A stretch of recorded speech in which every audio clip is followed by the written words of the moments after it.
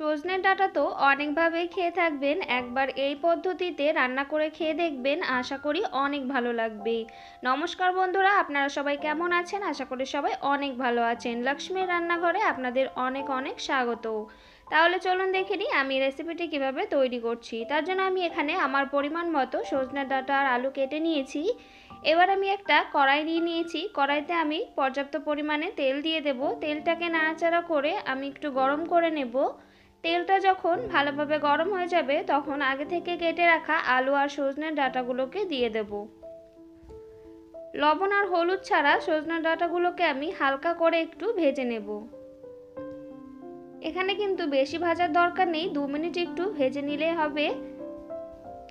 দেখুন এখানে আমি ভালোভাবে একটু ভেজে নিয়েছি। এবার আমি এটাকে নামিয়ে নেব। আমার চ্যানেলের রেসিপি যদি আপনাদের ভালো লেগে থাকে তাহলে অবশ্যই একটি লাইক করে দেবেন। নতুন বন্ধু হয়ে থাকলে চ্যানেলটিকে সাবস্ক্রাইব করে আমার পাশে থাকবেন। আমি সবগুলোকে নামিয়ে নিয়েছি। এবার ওই কড়াইতেই আমি আরও 2 চামচ মতো তেল দিয়ে দেব। তেলটা যখন ভালোভাবে গরম হয়ে যাবে তখন এর মধ্যে হাফ চা চামচ মতো গোটা জিরে দিয়ে দেব। জিরাটা যখন ভালোভাবে হয়ে যাবে তখন এর মধ্যে দিয়ে দেব 2টো পেঁয়াজ কুচি। এখানে আমি মিডিয়াম সাইজের 2টো পেঁয়াজ নিয়েছি। পেঁয়াজটাকে একদম ছোট ছোট করে কেটে নিয়েছি। পেঁয়াজটাকে হালকা কালার আসা অবধি ভেজে নেব। পেঁয়াজটা হালকা কালার আসা অবধি আমি ভেজে নিয়েছি। এবার এর মধ্যে দিয়ে দেব হাফ চা চামচ মতো রসুন বাটা। রসুনটাকে দিয়েও আমি 30 সেকেন্ড মতো একটু নাড়াচাড়া করে নেব। রসুনটা দিয়ে আমি 30 সেকেন্ড মতো নাড়াচাড়া করে নিয়েছি। এবার এর মধ্যে দিয়ে দেব হাফ চা চামচ মতো আদা বাটা। আদাটাকে দিয়েও আমি 1 মিনিট মতো একটু নাড়াচাড়া করে নেব।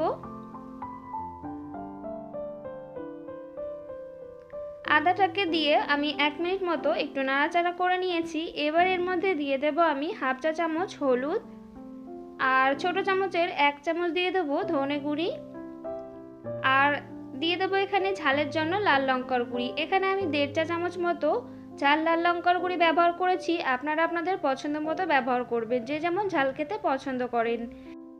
আর দিয়ে দেব ছোট চামচের 1 চা চামচ জিরে গুঁড়ি আর স্বাদ মতো লবণ আর সামান্য পরিমাণে জল দিয়ে আমি মশলাটাকে ভালোভাবে কষিয়ে নেব। যতক্ষণ না মশলা থেকে কাঁচা গন্ধটা চলে যাচ্ছে আর মশলা থেকে তেল ছেড়ে যাচ্ছে ততক্ষণ অবধি কষিয়ে নিতে হবে। দেখুন এখানে মশলাটা আমি ভালোভাবে কষিয়ে নিয়েছি। এবার এর মধ্যে ভেজে রাখা আলু আর সজনে ডাঁটাগুলোকে দিয়ে দেব। আলু আর সজনে ডাঁটাটা দিয়ে এবার মশলার সাথে আমি আরও 2 মিনিট একটু কষিয়ে নেব।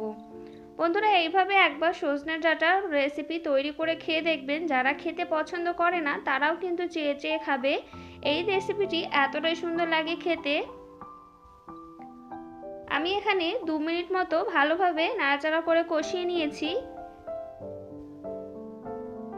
এবার এর মধ্যে দিয়ে দেব আমি পরিমাণ মতো জল। এখানে যেহেতু আমি ঝোলটা বেশি রাখবো না তার জন্য জলের পরিমাণটা আমি যেভাবে দিলাম আলু আর সজনে ডাঁটাটা সিদ্ধ হয়ে যাবে। আপনারা যদি ঝোল রাখতে চান তাহলে ঝোলের পরিমাণটা একটু বেশি করে দেবেন। এবার শুকিয়ে যাওয়া অবধি রান্না করে নেব। দেখুন ঝোলটা কিন্তু অনেকটাই টেনে এসেছে। একটুখানি আমি নাড়াচাড়া করে দেব। আর এখানে দেখুন আলু আর সজনে ডাঁটাটাও কিন্তু সিদ্ধ হয়ে গেছে। এবার আমি ঝোলটাকে আরও একটু শুকিয়ে নেব। আপনারা চাইলে কিন্তু এই পর্যায়ে নামিয়ে নিতে পারেন।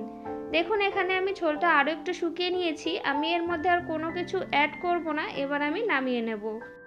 তৈরি হয়ে গেছে সজনে ডাঁটা আর আলুর দারুণ স্বাদের একটি রেসিপি। রেসিপিটি যদি আপনাদের ভালো লেগে থাকে তাহলে অবশ্যই একটি লাইক করে দেবেন। নতুন বন্ধু হয়ে থাকলে চ্যানেলটিকে সাবস্ক্রাইব করে আমার পাশে থাকবেন।